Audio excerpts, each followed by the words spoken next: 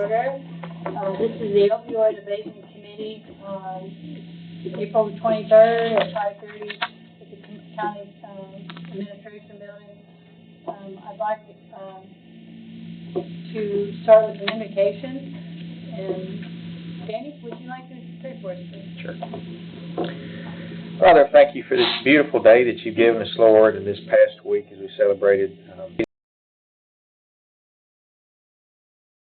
tonight. Lord, we pray that you continue to help us to be about your business as we meet and discuss, and that we make good decisions for the citizens of our county. Pray that you would be with everyone here, that you would bless our families, Lord. Forgive us where we fail and fall short. In Jesus' name, amen.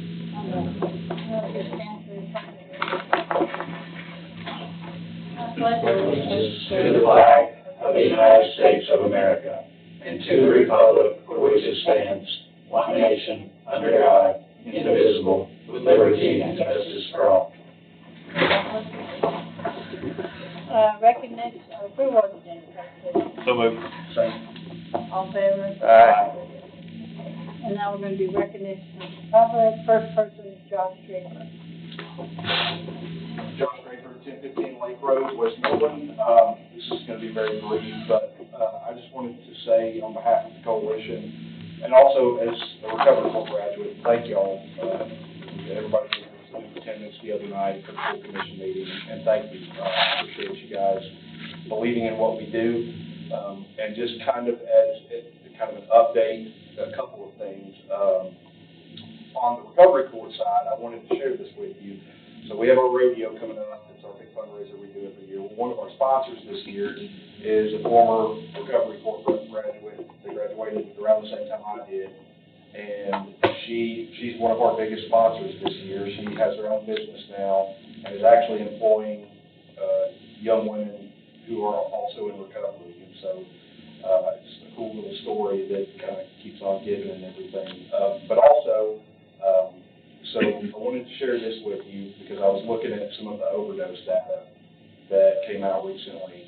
And since this body started, and I'm not saying this is the sole reason or anything, but the state of Tennessee in the last 3 years, the overdose fatality rates have dropped about 5 to 6%. In Sumner County, they have dropped almost 27%. So there's a few things that factor into that, obviously, but I just wanted you guys to know that your efforts are not going unappreciated, and they're actually, making a difference in the community. So, just want to say thank you, and anything else we can do to help, reach out to us.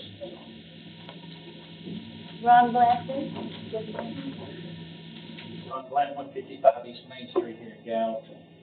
I wanted to also echo what Josh said about appreciating everybody's vote on Monday night, approving us to get that area.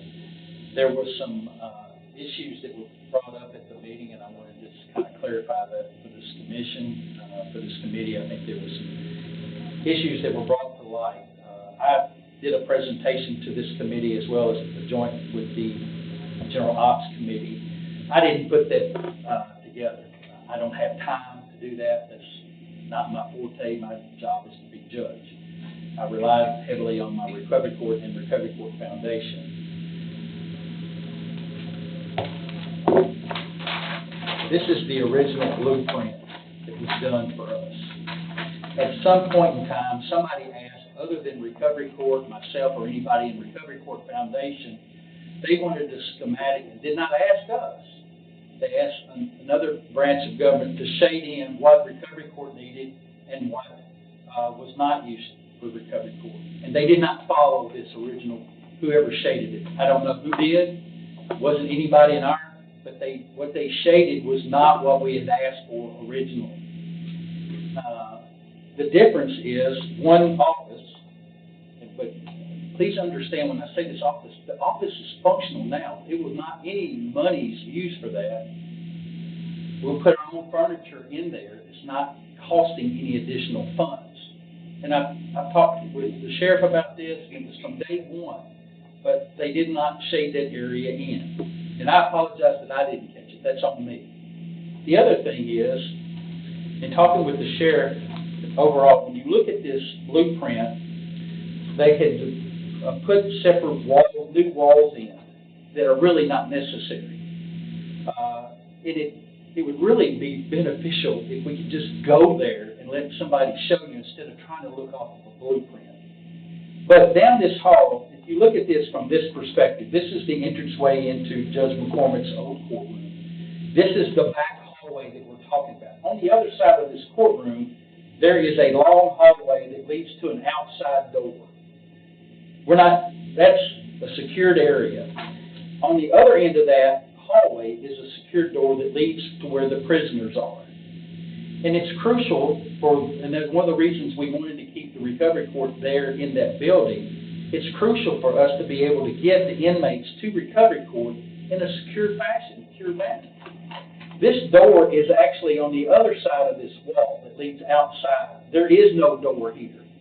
The original plans called for a door here when it was originally built, and then they determined that the door is actually here for this classroom, and this is a solid wall here. We don't need a second door for this classroom. All I'm asking is whoever did the shaded area, cut us off from this wall over with no access back here, which was never the intent. And I don't know if it looks like on that original, the secondary picture, it has that cut out. All I was asking for everybody's safety, is instead of the wall being put here all the way across, is merely move it here on the other side to where we could get the inmates brought into the secured area into this classroom so we could do the evaluations. Those doors are already there. This was an additional wall. All I'm asking is was asking for is the wall to be up down here so it would all be secured. There's nothing different other than that wall being moved from here to here with a door on it. That was the only thing that I was asking for the other night. I wanted to clarify that. I don't know who shaded this area in. They did it without our permission, and I didn't catch that because they said they send the blueprint over. They sent the blueprint over as we understood it. It was plugged in. It was plugged in about 5 minutes before I walked into this because I didn't get off the bench until picked up the packet and walked over here. So I wanted to clarify that for the group. There's been a lot of talk and discussion. I want to make sure that we're all on the same team. We're all trying to accomplish the same thing. A building that's just sitting there for over a year is deteriorating if we don't do something to get it. And that's a valuable space that we can use. I'm just asking to be able to use the money to do the inside. Yes, we're going to bring some of our own furniture. And we have skilled craftsmen who have graduated from the program, like Josh has talked about, that would love to donate their services to help us build this thing out if the money is not all there. You know, I'm more concerned about getting into space. You know, there's carpet in these offices that are not terrible. It's not like we have to come in and rip everything off. And all these offices that are already there, they were functioning a year ago quite well. And there's no reason why we can't just move their offices so that they can go ahead, even while they're doing the other construction on the building, that they can't move in down there and already start working in a facility that's already ready to go. So we're really not asking, when it came up Monday night, it just kind of took legs on itself. I just wanted to be clear that I was not asking for any major change in this blueprint. The wall, whoever drew this, sent it in, the wall they didn't talk to anybody that's going to use the area. The wall just needed to be moved down the hall to make sure that we had access to that room so that inmates could be secure. If not, then they go right out the door, because there's a door at the end of that hallway that lays right outside, and we don't want that. That's why we wanted that wall put in that specific area in the hallway. Thank you.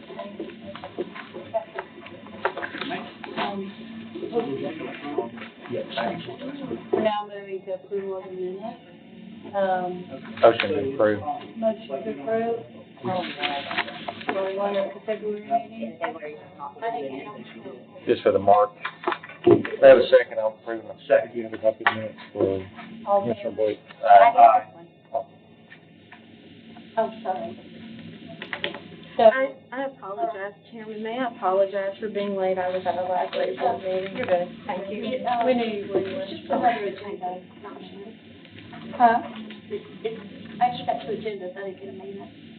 I thought that. Oh, that's all we got, yeah. This is, Yeah, that's one of them should be minutes and one of them should be agenda. 13th, this one's April 23rd.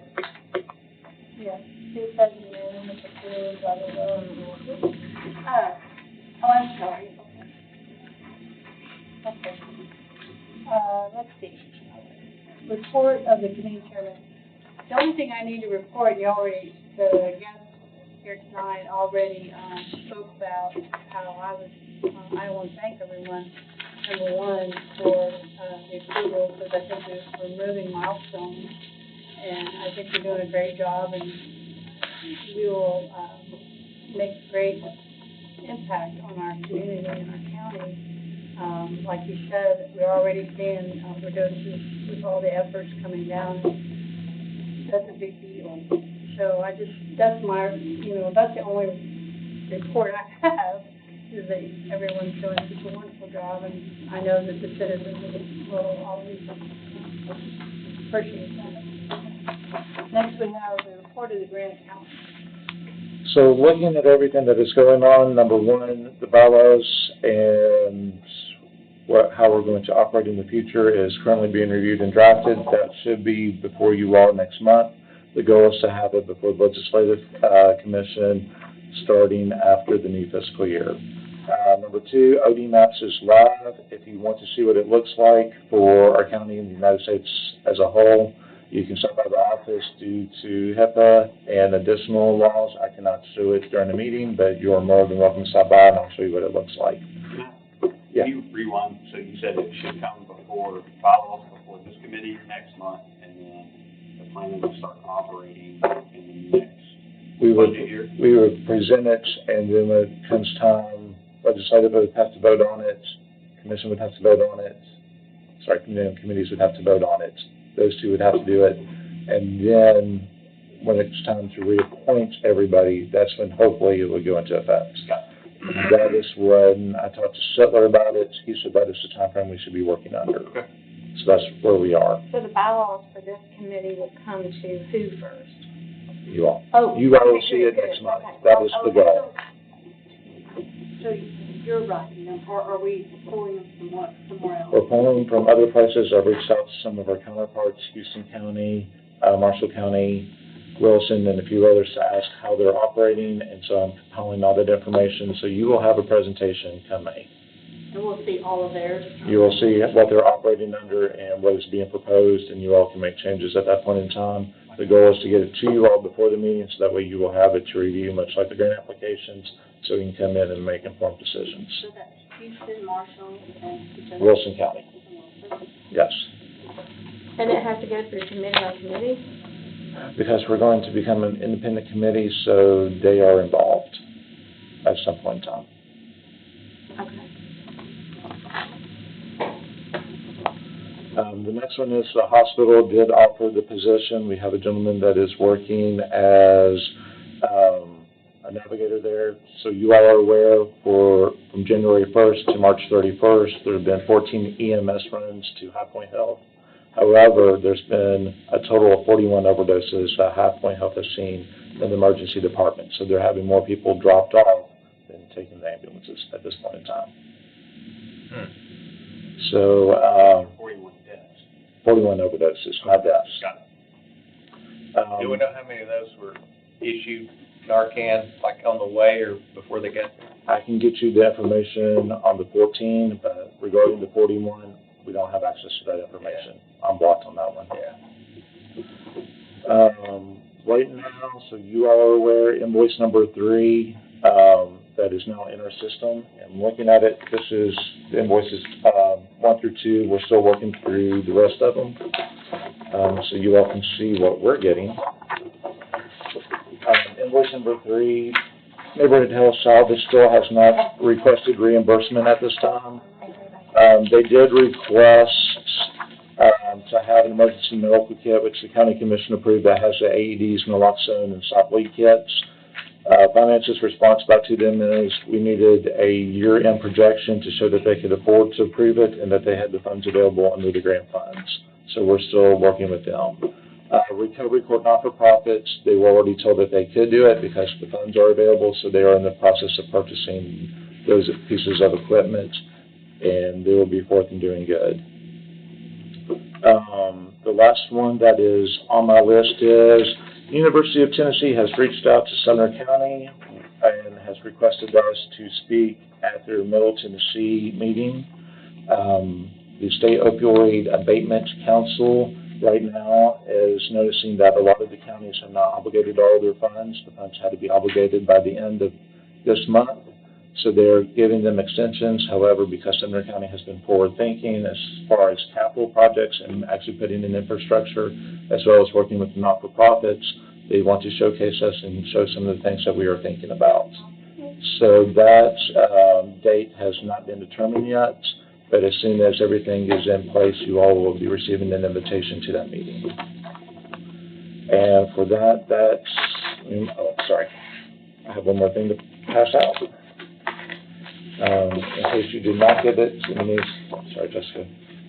Here's the Gallatin News where they actually mentioned the opioid committee and how we were looking at long-term projects. And so that is your copy as well, since we were on the front page.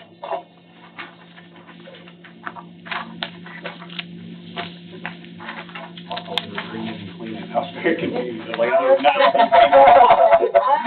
was like, I don't think that's what I was. He was taller than everybody. Yes, Commissioner Blake. So, one of the items you mentioned was that there were more drop-offs than ambulance runs. Correct. And we commissioners got an email, 3 or 4, you want to go? Yeah. So we got an email from a resident about the opioid shooting situation in Gallatin, like last week. And it was a party, and this person went through a litany of that, they called EMS as the Samaritan, and that then led to EMS contacting, the police came next, and that led to them searching the house, and it was just a litany of things. And so they were saying, well, nobody's going to call anymore, they're just going to, people are going to die, and, blah, blah, blah. I think that's out of anger, and that's out of just, emotion. I still think people are going to call. I do think people do drop people off because they're at a party, or they don't want people to know, or they're somewhere together, and they take the person to the ER. There's nothing wrong with that. You don't have to call 911 every time. But that's what that email addressed a person's, now it was a Tallahassee phone number, since I'm familiar with that phone number, and the person that emailed that was their phone number, so they were from out of town, apparently, or maybe they lived here and didn't change their number, I don't know, but, the email inferred that people were gonna die because when EMS comes and they call the police, well then, one thing led to the other. Well, I know the backstory of all that, because I know the people that were involved, and, I don't think that's probably gonna happen. Can you talk about that? No. It's an active prosecution. Yeah. But anyway, that was an inference, an email, and I didn't answer it because I knew it was an emotional email, and I understand what Commissioner Boyd's talking about, but yeah, that's. And I just want to make sure it didn't correlate with the more drop-off, or if it doesn't. And I don't know if you were in on that. Mm-hmm. Maybe we should make sure in the future that I don't forget it. Thank you. I think that, all the emergency centers have the capability of, when someone's brought in, even if it's a fast track, to help reverse things. Of course, those fast tracks are going to give them the option of calling 911, to do that unless they can't get them responding, they'll call EMS anyway. So there are a lot of places that they may go to get help, that we're not capturing, but, there's in my opinion, there's more of that going, 44 is not, I think there's a lot more. But I think our biggest thing is educating people about Marcan and getting them help. You know, that's the biggest thing, so.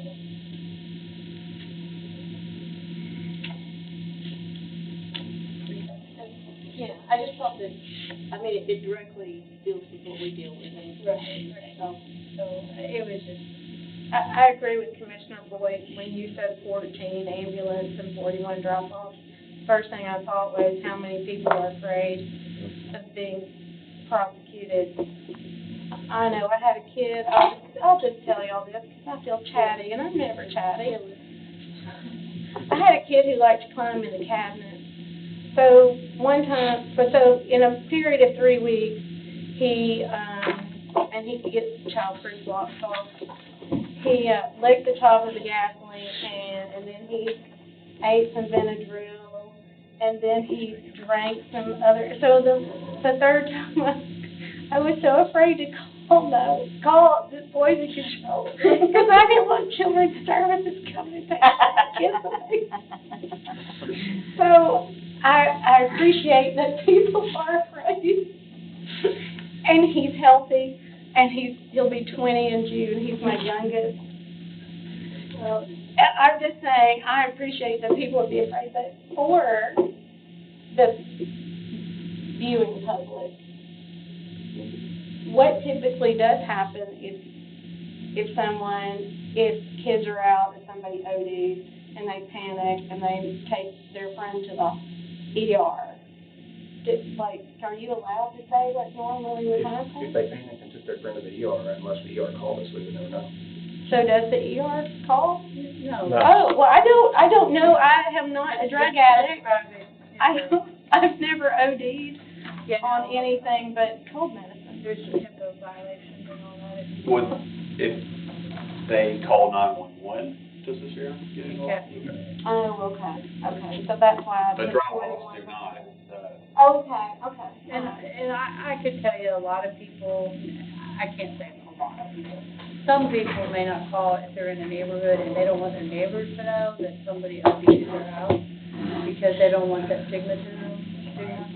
So there's a lot of reasons for all that, but I don't think in the scheme, I mean, we're capturing what the ER gets from EMS and things like that, but I don't, in my mind, from what I see in practice, I don't think we capture all of it.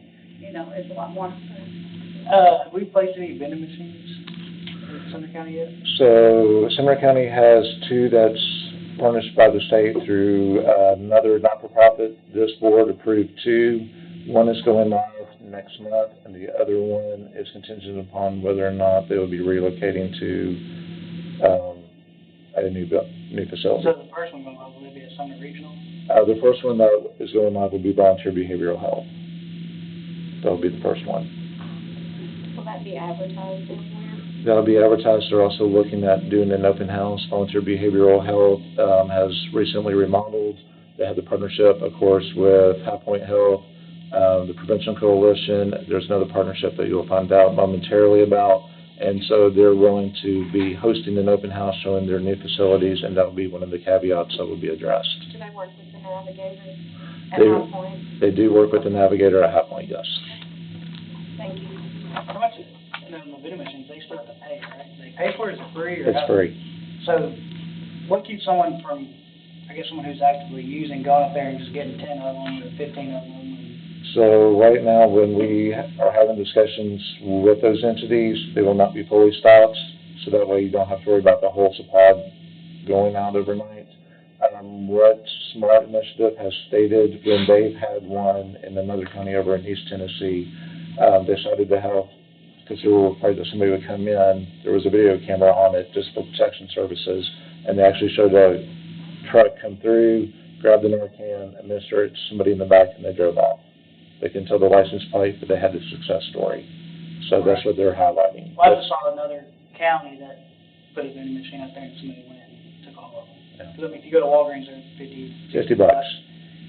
And so that's what I wanted to pay if it's free, which is, it's good that it's free, but what it's gonna be a place to keep someone from going and taking 100 of them. And so they can hand out to their friends and family? But right now, no, they're not gonna be fully stocking it. So will they put 10 in? I will have to check with volunteer behavioral health with Haley, when we discussed it this morning with High Point Health, since they do manage our naloxone. Right now, they are looking at a small dosage, but they're looking to get the dimensions first, of which are the boxes they needed to put in there, because it will dispense some boxes out. And so based upon that, they're gonna make their request. The request then goes in front of Hal Hendricks in the health department as a check to make sure that it's not being over-requested. And if he feels comfortable with it, then High Point Health will then purchase it and place the charge against what we've given them. So that's It's coming. it's coming. But right now, it's a slow process, but yes.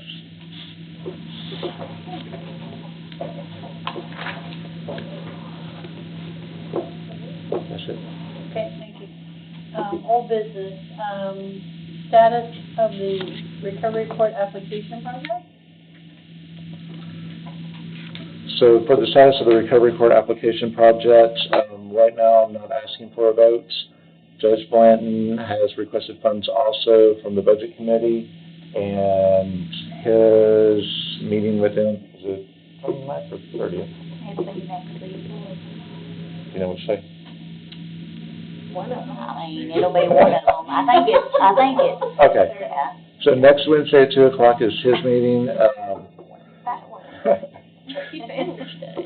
So looking at it, they'll be looking to see if they want to fund it through maybe capital or through our funds, so there will be no decision at this point in time for you all to make. It's just exploratory, and we will be requesting this to be kept on old business. You will hear momentarily about an accounting procedure that is recommended to be done. If you all pursue it, there's no change in the dollar amounts. It gives Judge Blanton a few extra days on his project that, because right now we are discussing it and we have received the check, the time is ticking, so by swapping the checks out, he will have more time to do what needs to be done should they need to use opioid funds. So it's an accounting procedure. I have a question, Madam Chair, if I can. Going back to the discussion that was held Monday night, Yes. and your explanation, Judge, on what you needed and what was taken out, what you just said, is there anything that we need to do to make sure that the building plans are like they want them? Not at this time. Talking with legal today, because they're not just appropriated the site areas, their intent is when it comes time to sit down and actually talk about it, they're going to bring all parties to the table and sit down and go over the maps and make sure everything is fine before anything else is done. So that is where they are slowly headed. Okay. So my question is, Yes. next week, some of us will be in here and it'll come to budget. And what the rest of the budget people want to know is, well, does opioid have the money? Is opioid going to do it? I mean, everybody wants more money. So are we thinking it's going to go over the budget and budget's just going to decide?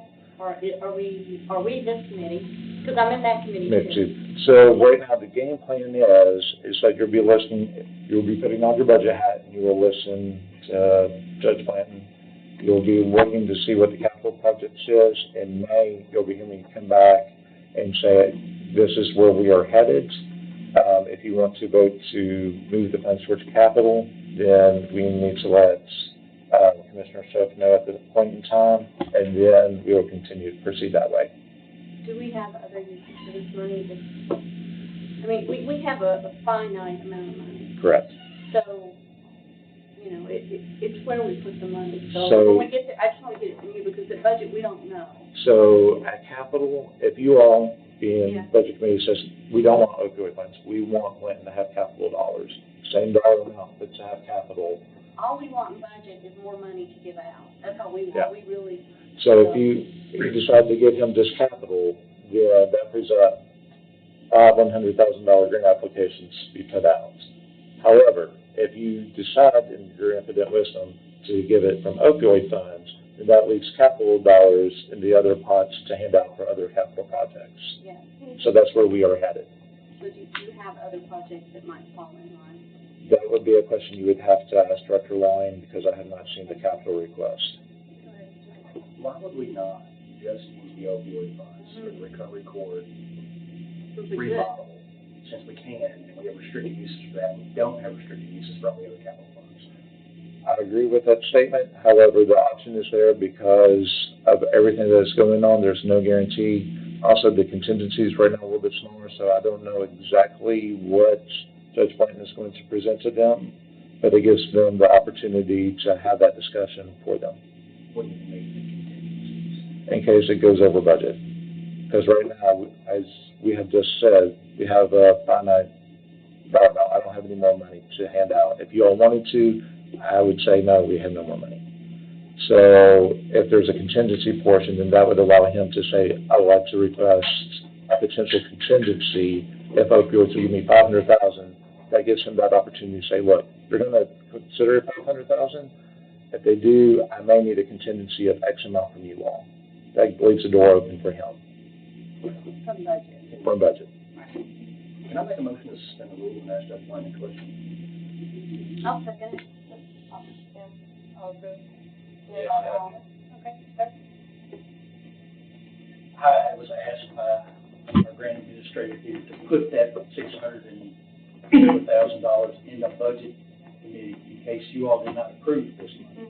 I talked to Commissioner Schultz last week and said, I got money I'm asking for from opioid. They've asked me to put it in the budget, and he told me, why would we ever spend $1 of capital out of the budget committee if it's sitting there in opioid? And so he's like, I'm not going to give you any money or suggest we give you any money out of the capital funds when we've got this amount of money already set aside in opioid. It doesn't make any sense. And so, I'll do whatever I'll wait as long as I have to get this money to build it out. I just don't understand why we're dragging our feet. But please excuse me, I'm not trying to step on anybody's toes, but my God, we've been sitting on this money forever. And here's what I hear. I hear the grant administrator said there's really not any certainty about whether we're going to get additional monies or not.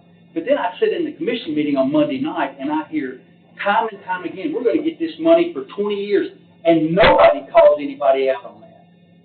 So either we're going to get this money for 20 years, and I can come back next year and say, we're going to be short about $80,000. Can I get $80,000 more out of the opioid grant abatement committee? Or we're not going to have the money.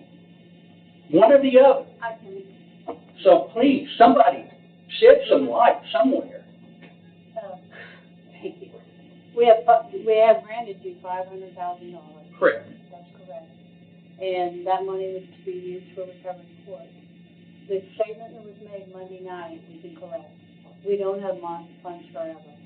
You can't use. Then why didn't somebody say we don't? Because everybody out there thinks that we have money for 20 years. Matt Schultz has even said, we got this money for 20 years when I talked to him. So why doesn't somebody stand up and say, we don't have this money for 20 years? Because everybody else thinks that we've got this money. And we either do or we don't. Commissioner Boyd, can you can shed light on that budget, right? So, yeah, I'd be glad to take up this item on budget. And I have done this with ARPA also. Because with ARPA, we also have restrictions. And we were able to, I was able to explain the budget, and we were able to use it for more ambulances and stuff. And I'll make sure that I will take it. So as far as a lot of people do believe that we're going to have the money for 20 years. That's what was said and talked about openly in the commission meeting Monday night. It is contingent.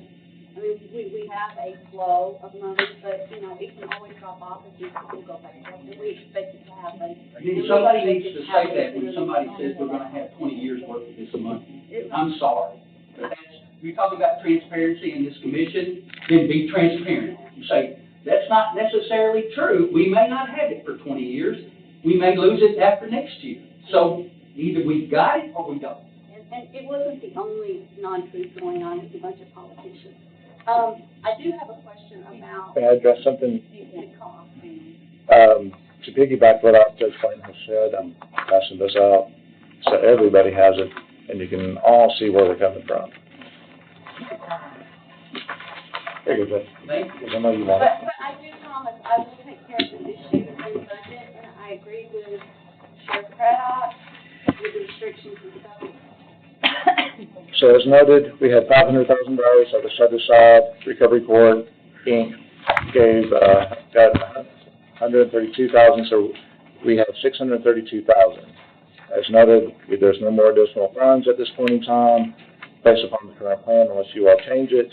So looking at it, if it goes over that dollar amount, we don't have any. Regarding the funds and the status, if you're looking at creating the projections, the last sentence, there is no guarantee that these projections, I'm about to go into that in a second.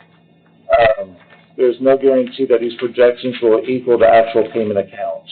So the document that you have in your hand is from the Opioid Abatement Trust Fund.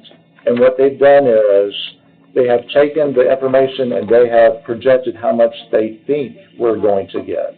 We started off this time last year stating that we were going to get $981,000. We got it. But as you can see, next year in April, we're no longer at the $900,000 stage. We are now almost half, at $500,000. So it is slowly decreasing over time. Thank you. $595. And then we'll go down the next year to $521. And then up. Then contingent upon what they think we're going to get from the national settlements. But the money is not where it's going to be this time in the next 15 years. No intrusion. Correct. So Dustin, thank you for sharing that. I You're just welcome. wish that was made to the entire commission, because a lot of people on the commission think that we're getting this money for 20 years, and that may not be true. That is correct, Thank you. yes. You're welcome.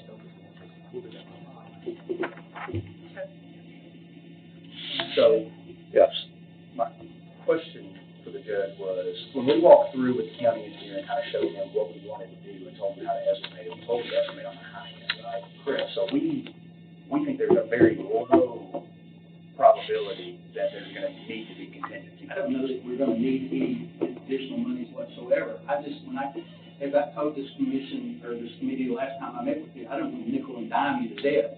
I only want to come one time, and I asked them to bid it on the high end instead of the low end. And I did that because I do have the availability of skilled craftspeople who've gone through this program, who will be more than happy to come in if there's something that we need to get done, but we have the materials but don't have the labor, that they can perform this probably as well as anybody we can contract. I think that's a great idea. However, that does go contradictory to an area that we don't have jurisdiction over, which would be Gen Ops, because they're the ones that would have to pick the architect as well as do the RFP. So we don't have control over that part. And I have a question, does this include the outside ADA ramp, During the Gen Ops meeting, or is the sheriff going to do that? during the Gen Ops meeting that was held, and to the email that went to Judge Blanton, County Mayor Isbell stated that for the ramp, he does have funds that was contingent upon ADA compliance, and he would be willing to use it. And so in the email that was sent to Judge Blanton, I asked for that to be put in. I do not have anything in writing, but I'll contact Mayor Isabel tomorrow to get it in writing. The only thing I've asked for was the inside. I didn't ask for anything on the outside because that's not my responsibility. Can you send a commercial budget? Okay. And if the mayor's approved this, we'll move it to recovery court final. He sent an email saying that he would do that. See if we can just get that squared away through line item. Okay. If everybody. And I will answer that in your email. I don't need to get more information. Okay. Any more questions on that? Sorry I didn't speak up, Okay. guys. I mean, it wasn't just you, there's several people in this room who knew that and didn't say anything. And it's kind of really bothered me, because I'm sitting here thinking, well, heck, we're gonna get money for 20 more years. Yeah. That's not necessarily true. I think there was so much, well, we'll go by. Next thing is status of Sumner Prevention Coalition project. For the status of Summer Prevention Coalition, Finance is looking for a vote on whether or not to give the Prevention Coalition $100,000 to help them purchase the building and the land for the structure on Winchester Street, which they intend on also subdividing and giving a portion to recovery court not-for-profits. At this point in time, if this body does vote for it, it would be put into the FY 25-26 operating budgets, and then nobody could access the funds until the budget is passed. I have a vote to I make a motion. I second. second. All in favor? This is the house, not the school. Yeah, this is children's or people. Okay, sorry. Yeah. I get the, okay. We'll go on to new business, debt, direct appropriation request. Okay, so right now you've had two requests. One is going to be stemming from the sheriff's office to purchase mail scanners as well as body scanners to detect drugs that are trying to come into the facility. Right now, the sheriff's office is looking at partnering with Volunteer Behavioral Health, so that way if anybody is bringing in contraband, they'll be given the option to also seek some guidance and some counseling. This does not impact the judicial side, as they will still have to do their due diligence. This is to offer them assistance in order to become clean. Looking at it based upon conversations with Judge Kay, the majority of the people that are coming into the system still feel like they can still use the same amount of drugs, even though they have detoxed some, number one, so you do have some people that would overdose. Number two, regarding the mail system. So when I talked with Judge Kay and asked her about what is coming in through the mail system, she had alluded to what happened to her in the past, which was being an attorney, somebody had taken her letterhead as well as envelopes, soaked it into drugs, and had sent it through the postal system. And due to client attorney privilege at that point in time, the person was able to get the mail, stick it under their tongue, and actually get a high off of it. So the mail scanner would be pertinent to the sheriff's office. So I'm asking if this body would entertain a direct appropriation request from the sheriff's office and Volunteer Behavioral Health at our next meeting to request the funds for it.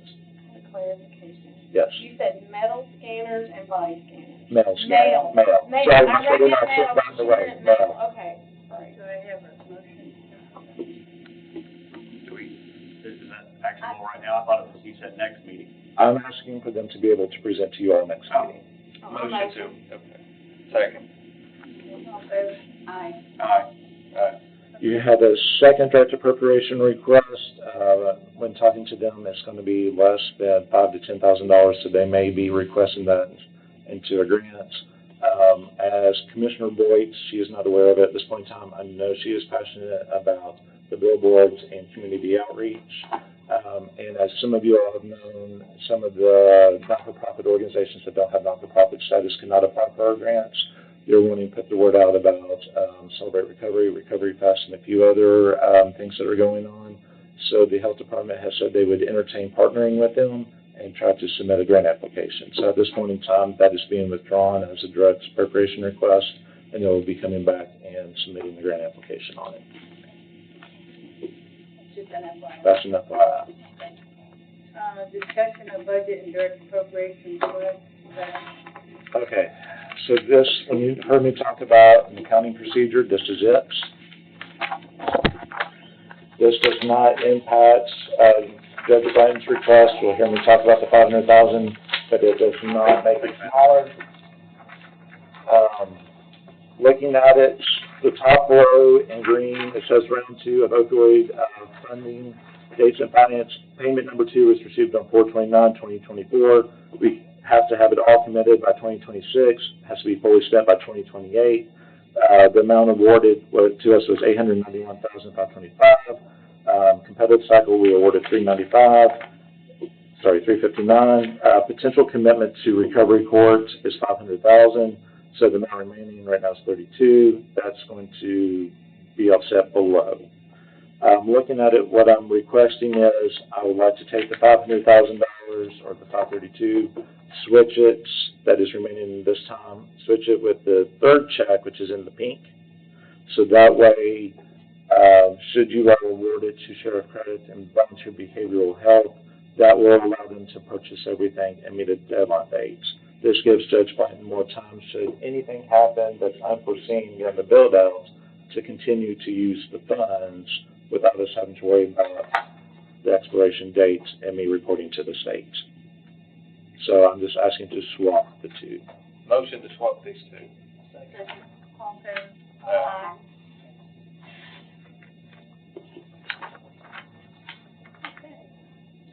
Discussion of future meeting dates. Looks like we're gonna meet in May. So your meeting in May, if you are wanting to, May would only consist of three things. Number one, recovery courts. Number two, your bylaws. Number three, presentation from Sheriff Craddock and volunteer behavioral health. You're looking at a total of right now about 45 minutes to an hour, and that is where we are. So, time and dates. Push on it. There is a small push on it because I'm needing to also slide it into the grant budget. To the operating budget. What's your window?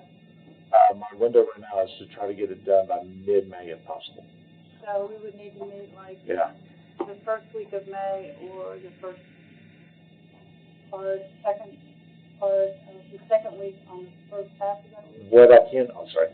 Oh, three of us here are on budget.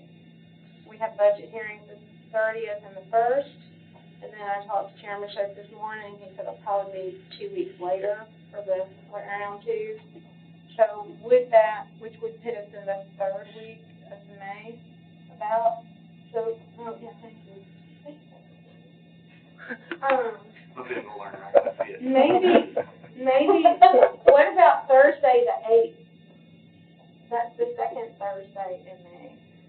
That's That's fine. the date I'm just gonna throw out there. What I will tell you right now is, if you all cannot make it, if something happens, should another flood appear and my property next door gets flooded, this money is already in the budget. It is in non-allocated, meaning that it is in the budget. We would just have to formally request to transfer it to those entities. But everybody that's in there right now is, all the funds right now that we currently have been awarded by the states is in this budget. It's in non-allocated, and we have nothing in reserves in the budget, or left. So once this money is gone, it's gone.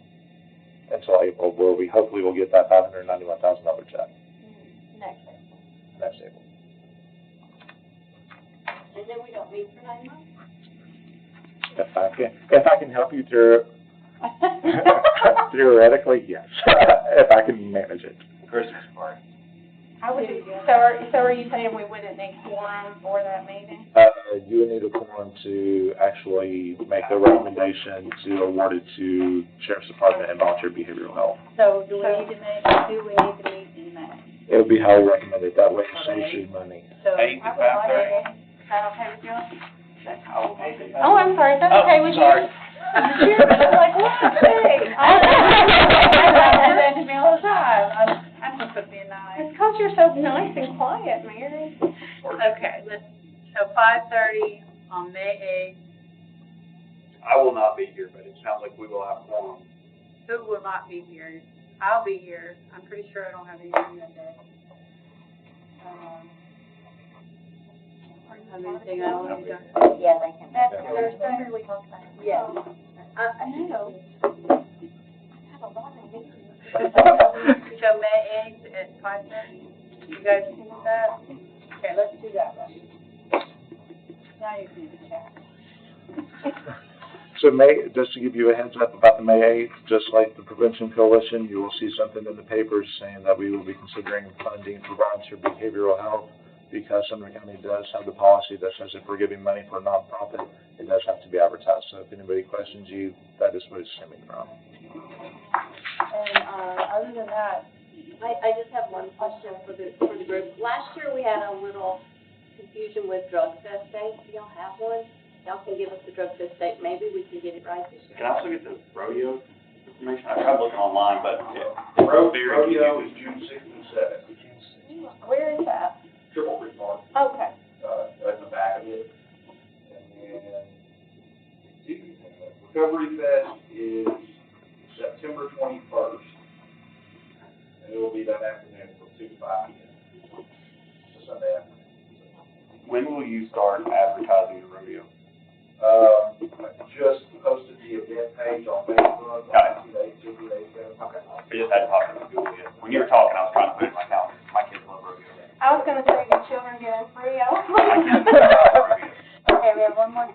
consider adjournment. Motion to adjourn.